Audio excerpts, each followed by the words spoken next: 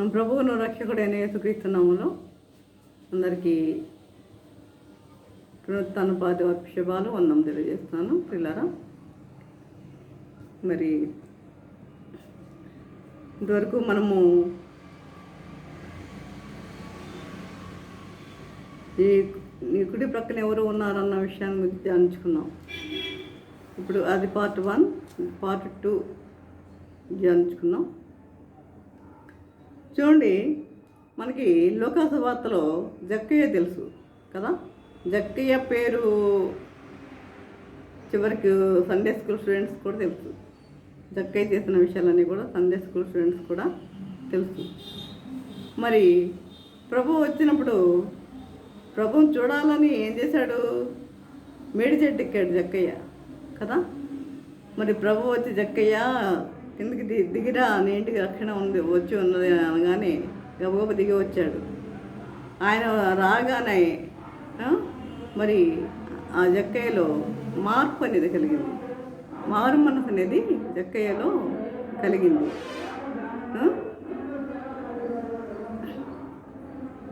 మారు మనసు అనేది కలిగింది. అతను తీసుకున్న వాటిలో మరి తను తీసుకున్న వాటిలో అంటే ఎక్కువ పన్నులు వసూలు చేస్తూ ఉండేవాడు కదా. మరి ఆ విధంగా లంచాలు తీసుకున్నది 4 అంతాలు ఆయన ఇచ్చివేశాడు. 4 అంతాలు ఇచ్చివేశాడు. ఆస్తిలో సగము బీదలకు పంచిపెట్టాడు. ఆస్తిలో సగం బీదలకు పంచిపెట్టాడు. అప్పుడు ప్రభు ఏమంటున్నాడు? ఇతడును అబ్రహాము కుమారుడే, ఇతని ఇంటికి రక్షణ వచ్చి ఉన్నది. ఇతడు కూడా అబ్రహాము కుమారుడే. అలాగే మరి మన ఇంట్లో ఏమన్నాయా? ఇతరుల ఇంట్లో వస్తువులు మన ఇంట్లో ఏమైనా ఉన్నాయా? ఒకసారి ఇల్లు అంతా చూసుకోండి, ఉన్నాయా? అవి ఉంటాయి, కానీ వారు తెచ్చి ఇవ్వరు కదా. మరి అలాంటి మనము మన ఇంట్లో ఇతరుల వస్తువులు ఏమైనా ఉన్నాయి అంటే మనం ఏం చేయాలి? మన ఇంట్లో ఉంచుకోకూడదు, మరి తిరిగి ఇచ్చేసేవారిగా ఉండాలి. ఆ విధంగా మరి మన ఇల్లంతా మనం పరీక్ష చేసుకుంటే మరి మన ఇంట్లో ఇతరుల వస్తువులు ఏమైనా ఉన్నాయో మనం చూసుకునేవారిగా ఉండాలి. అన్యజనుల వస్తు సామాగ్రి ఇంట్లో మనం ఉంచుకోవద్దు. అన్యజనుల వస్తు సామాగ్రి కూడా మన ఇంట్లో ఉంచుకోవద్దు. చాలామంది చూడండి,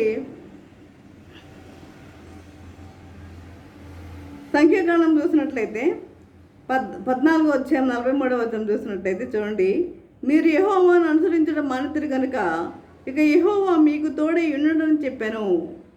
మీరు యెహోవాను అనుసరించడం మానితిరి కనుక మీకు యెహోవా మీకు తోడై ఉండడు.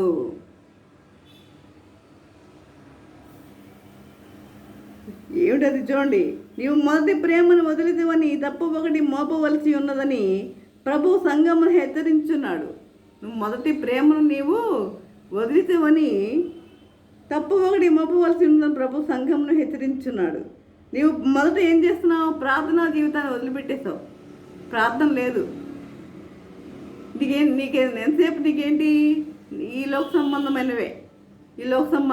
ఏంటిది? నీ వ్యాపారము, నీ ఉద్యోగము, లేకపోతే వ్యవసాయము, ఇవన్నీ రకరకాలుగా. మరి ఇక ప్రార్థనకి నీకు చూడనేది నీ జీవితంలో లేదు. కాబట్టి ప్రార్థన జీవితాన్ని వదిలేసావు.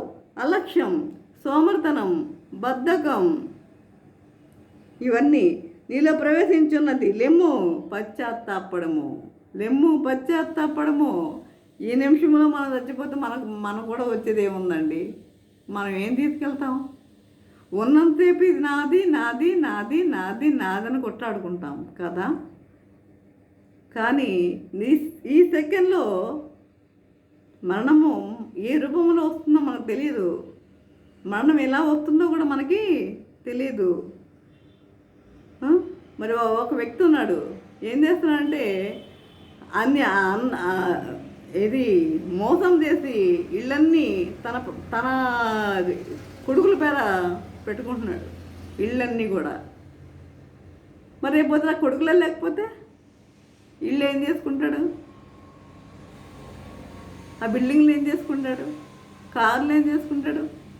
ఇవన్నీ దేవుడు చూడలేదా? ఇది మోసం కాదా? ఎవరిని మోసం చేసి సంపాదించి బతుకుతావు ఈ లోకంలో నువ్వు? నీవు చేసే పనులన్నీ గమనిస్తున్నాడని దేవుడు గమనిస్తున్నాడన్న విషయం ఒక్కసారి గమనించవా? పైకేమో నువ్వు పెద్దగా దేవుని సేవకుడిగా చెప్పుకుంటున్నావు, నువ్వు దేవుని సేవకుడిగా నువ్వు జీవిస్తున్నావు. కానీ నువ్వు చేసే పని ఇక్కడ వరకు తెలియకపోయినా పైన దేవుడు ప్రతి ఒక్కటి కూడా గమనిస్తున్నాడన్న విషయం నీకు తెలియదా?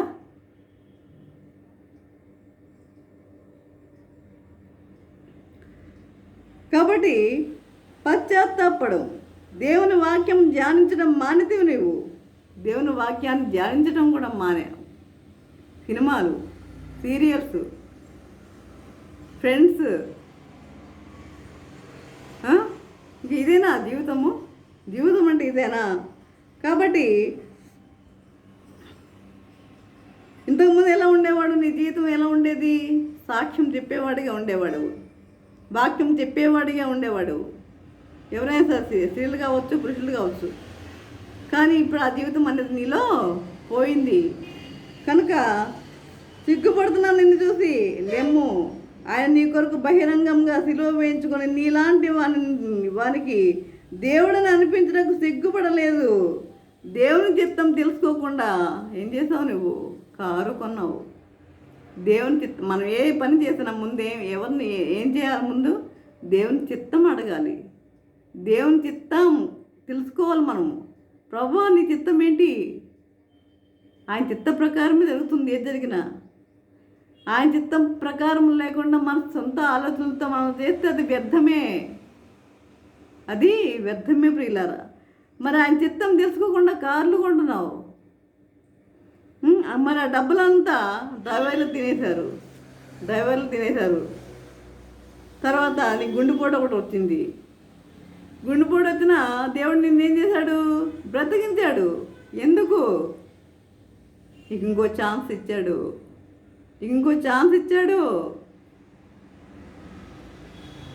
నువ్వు మారుతావని ఛాన్స్ ఇచ్చాడు పిల్లరా. అందరికీ దేవుడు ఇంకొక ఛాన్స్ ఇస్తాడు. ప్రతి ఒక్కరికి కూడా సరే పాపం చేసి నువ్వు మారు మనసు పొందినట్లయితే తప్పనిసరిగా నీకు ఇంకో ఛాన్స్ ఇస్తాడు. కాబట్టి ఇప్పుడైనా ప్రభువుని క్షమాపణ కోరుకొని ఆయనతోటి తిరుగు. ఇతరులను మోసం చేయొద్దు. ఇతరులు నిన్ను నమ్మినప్పుడు వాళ్ళని మోసం చేసేవారిగా ఉండొద్దు.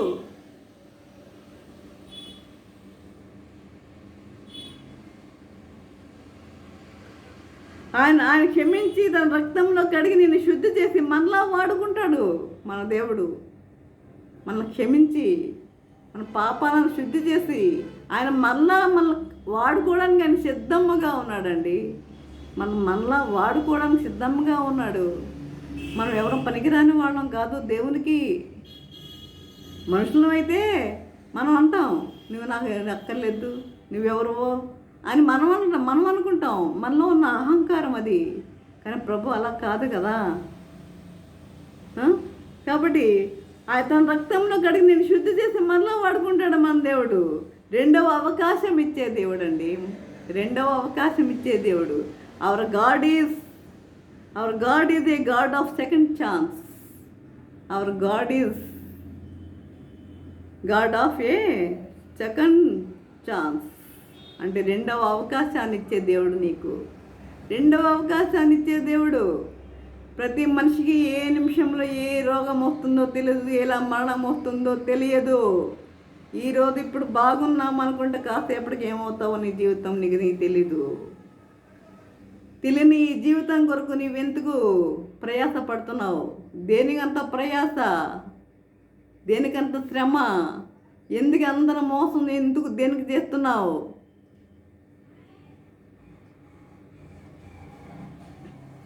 ఆయన అనుసరించడం మానినది చాలక ఏం చేస్తున్నావు? ఇంకా నువ్వు చేసేది అన్ని జనుల ఆచారాలని నువ్వు పాటిస్తున్నావు. క్రిస్టియానిటీ, క్రైస్తవత్వం అని చెప్పుకున్న మనము ఏం చేస్తున్నాము? అన్ని జనుల ఆచారాలను పాటిస్తున్నామండి. ఆ ఆచారాలని మనం పాటిస్తున్నాము. అది వద్దంటే మన మీద వారికి కోపం, అది చేయొద్దు అంటే మన మీద వారికి కోపం. వాళ్ళు చేస్తున్నారు కదా అని నువ్వు చేస్తున్నావు. అన్ని జనులు వారికి తెలియదు, జీసస్ అంటే తెలియదు, ఆయన ప్రేమ వారికి తెలియదు. మనం తెలియజేయాలి వారికి. కాబట్టి ఎంత సిగ్గుపడాలి మనం. నిత్య లోకానికి ఈయన ఉప్పుగా వెలుగుగా మనం ఉండాలి. ఈ లోకానికి మనం ఎలా ఉండాలి? ఉప్పుగా. ఉప్పు ఏమంటుందట? నన్నేసి చూడు, ఉప్పు నన్నేసి చూడు అంటుందంట. ఉప్పు లేని ఎన్ని రకాలు వేసి కూర వండినా చిటికెడు ఉప్పు లేకపోతే మనం తినగలమా? నన్నేసి చూడు అంటుందంట ఉప్పు. అలాగే మరి వెలుగు ఉండాలని ప్రభు చెప్పారు కదా, వెలుగుగా మనం ఉండాలని చెప్పారు కదా ప్రభు. చీకట్లో మనం ఏమన్నా చేయగలమా? వెలుగున్నంతసేపు మనం ఏ పనన్నా చేయగలము, చీకట్లో ఏ పని మనం చేయలేము. మనం వెలుగుగా ఉండాలని దేవుడు తెలియజేస్తున్నాడు. లోకమే నిన్ను మృంగి వేసింది, లోకం నిన్ను మృంగి వేసింది. లోకం తట్టు తిరుగుతున్నావు నువ్వు, లోకం తట్టు తిరుగుతున్నావు నువ్వు. లెమ్ము, తేజరిల్లుము, ప్రకాశించుము.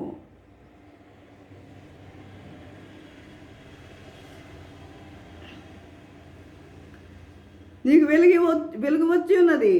అన్ని జనులతో సహవాసం చేసి వారి క్రియలు నేర్చుకునేది.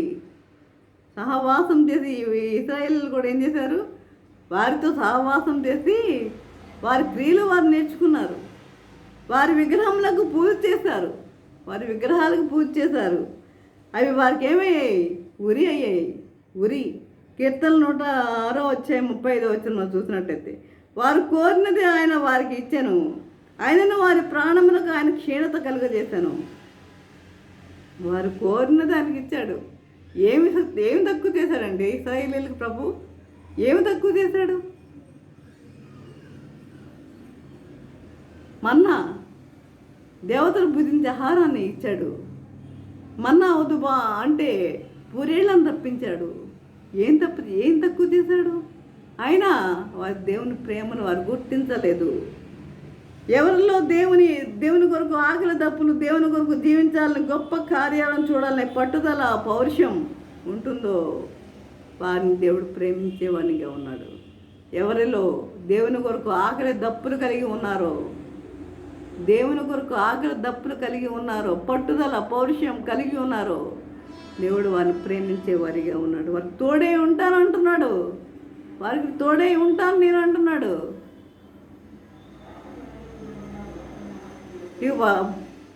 పావు గంట లేట్ అయితే షాప్ తీయడం ఎంతో పోయిందని అనుకుంటున్నాను. నువ్వు అది ఎంత పోతుంది నీకు? ఏమి నష్టం వచ్చింది నీకు? దానికన్నా దేవుని కొరకు ఆ సమయాన్ని నువ్వు వెచ్చించినట్లయితే దానికన్నా నీకు డబల్ ఇచ్చే దేవుడు కాదా? నీకు ఇస్తాడు కదా. మరి దేవుని యొక్క ప్రేమ ఎందుకు మనం అర్థం చేసుకోలేకపోతున్నాం? దేవుని ప్రేమను అర్థం చేసుకోలేని వారికి ఎందుకు మనం జీవిస్తున్నాం? మనము చూడండి, న్యాయాధిపతి గ్రంథంలో చూసినట్టే 6:12 గిద్యోను, చిత్తం నా ఏలినవాడా, యెహోవా మాకు తోడై ఉండిన ఎడల ఇదంతయు మాకు ఏల సంభవించెను. మా పితరులు మాకు వివరించిన ఆయన అద్భుత కార్యములు అన్నీ ఏమాయను. అద్భుత కార్యాలన్నీ ఏమాయను. ఈ దినములలో క్రైస్తవులు అసాధారణమైన అద్భుతాలతో కూడిన జీవితాన్ని కోరలేదు. అద్భుతాలను వారు కోరేవారుగా లేరు, ఎదురు చూడట్లేదు. సరే కదా, ఇప్పుడు అవన్నీ జరిగినవని దేవుని వాక్యానికి విరోధంగా అవిశ్వాసపు మాటలు మాట్లాడుచున్నారు. ఎప్పుడో జరిగినాయి కదా, ఇప్పుడేం జరుగుతున్నాయి? ఒట్టిదే, ఎప్పుడో జరిగినాయి కదా అనేవాళ్ళు అనేక మంది ఉన్నారు. విశ్వసించే వాళ్ళు లేరు, దేవుని అద్భుతాలను విశ్వసించే వాళ్ళు లేరు. అవిశ్వాసపు మాటలు మాట్లాడుతున్నారు. యేసుక్రీస్తు నిన్న నేడు నిరంతరం ఏకరీతిగా ఉన్న దేవుడు. నిన్న నేడు నిరంతరం ఏకరీతిగా ఉన్న దేవుడు. అప్పుడు ఎలా ఉన్నాడు, ఇప్పుడు కూడా అలాగే ఉన్నాడు.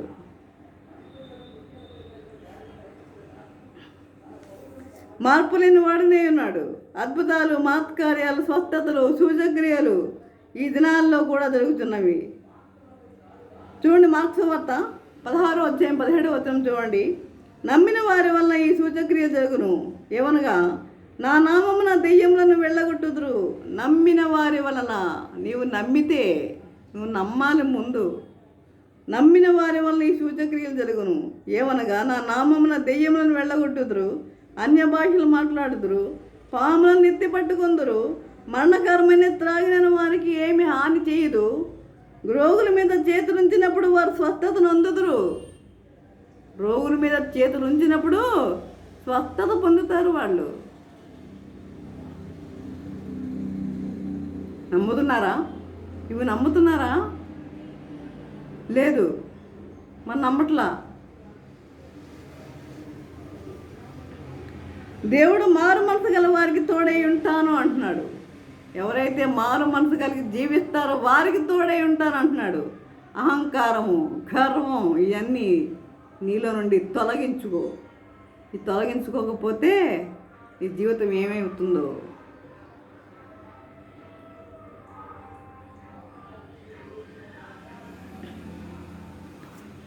చూడండి, కీర్తన 66:18 చూసినట్టయితే, నా హృదయంలో పాపమును లక్ష్యం చేసిన ఎడల ప్రభువు నా మనవి వినకపోవును గాక. నా హృదయంలో పాపమును లక్ష్యము చేసిన ఎడల దేవుడు నా మొర వినడు. పాపము లక్ష్యం చేసిన ఎడల ప్రభు నా మనవి వినకపోవును గాక. ఎప్పుడంట? నీ హృదయంలో పాపమును గనక లక్ష్యము చేస్తే, నీ హృదయంలో పాపము కనుక ఉంచుకున్నట్లయితే దేవుడు నీ మొర వినడు. నీలో పాపం ఉంచుకొని దేవుని సన్నిధికి వచ్చి నువ్వు పాటలు పాడి, ప్రార్థనలు చేసి, వాక్యాలు చెప్పి, ఈ ప్రసంగాలు చేస్తూ ఉంటే నీ మొర దేవుడు వింటాడా? ఈరోజు నేను బాగా ఉన్నాను,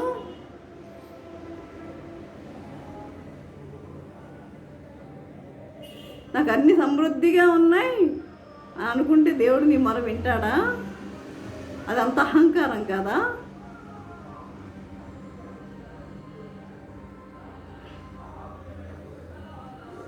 చూడండి, యేసేపుకు దేవుడు తోడై ఉన్నాడు. ఆదికాండం చూడండి, ఆదికాండం 39:1-3 యేసేపునకు దేవుడు తోడై ఉండెను. యేసేపునకు యెహోవా తోడై ఉండెను గనుక అతడు వర్ధిల్లుచు తన యజమానుడుగా ఐగుప్తీయుని ఇంట ఉండెను. యేసేపుకు దేవుడు తోడై ఉన్నాడు. యేసేపునకు యెహోవా తోడై ఉన్నాడు. యెహోవా తోడై ఉన్నాడు కనుక అతడు వర్ధిల్లుతూ తన యజమానుడుగా ఐగుప్తీయుని ఇంట ఉన్నాడు. ఎప్పుడు? దేవుడు తోడై ఉండటం వల్ల. దేవుడు తోడై లేకపోతే మనం ఎందుకు పనికి రావండి? జీరో, మన జీవితం జీరో.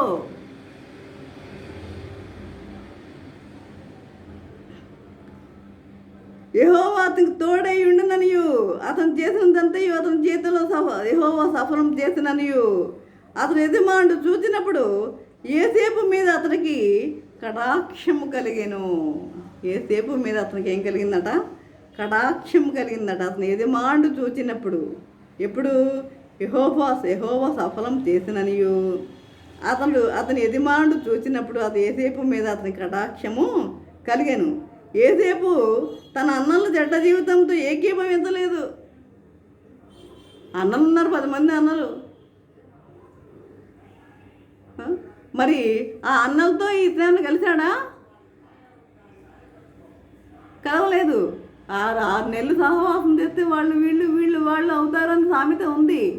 కానీ అన్నలందరూ ఉన్నా కూడా ఈ యేసేపు అన్నలతో కలవలేదండి. ఎంత అద్భుతం చూసారా? అన్నలతో ఏకీభవించలేదు. తన తండ్రికి చెప్తూ ఉండేవాడు. ఏమని? వాళ్ళ అన్నలు చేసే పనులన్నీ కూడా తండ్రికి చెప్తూ ఉండేవాడు. అంటే ఇది చాటులు చెప్పడం కాదు, కానీ వాళ్ళు చెడ్డదారిలో వెళ్లకుండా చూడమనే విషయం చెప్పడం అంతే. కనుక ఇక్కడ చూడండి, పౌలు భక్తుడు రాస్తాడు, తిమోతికి రాస్తాడు, నీ మనస్సాక్షిని పవిత్రంగా కాపాడుకోండి. మీ మనస్సాక్షిని ఏం చేయాలి? ముగిస్తా. నీ మనస్సాక్షిని పవిత్రంగా కాపాడుకోండి. పవిత్రంగా కాపాడుకోండి. ఏదైనా దేవునికి అవమానం కలిగించే కార్యములు జరిగితే అయ్యో ఇలా జరుగునని నేను అనుకోలేదు, లేదా నేను ముందే చెప్పేవాడిని తర్వాత బాధపడతావు. జాగ్రత్త, తర్వాత బాధపడతావు. ఇది జరుగుతుందని నేను అనుకోలేదు. మనం ఎప్పుడు అనుకోం.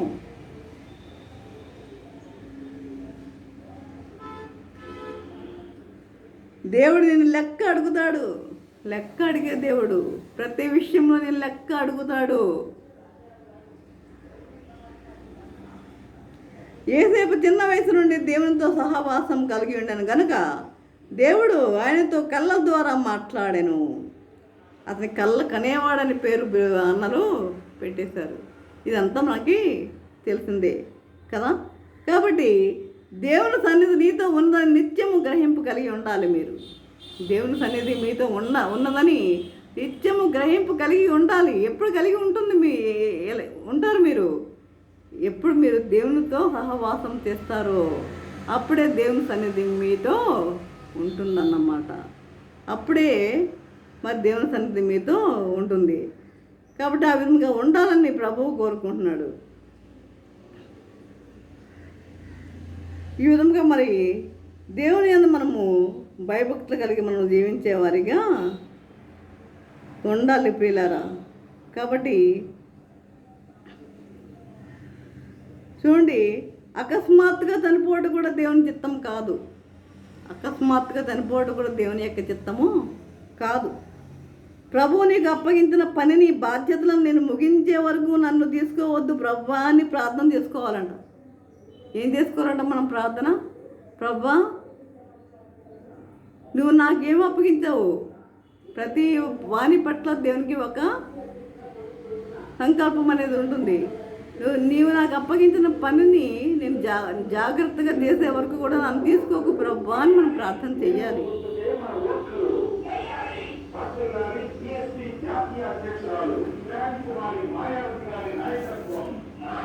ఒక మరణం జరిగినప్పుడు దేవుడు అన్యాయం చేశాడని కొందరు అంటారు.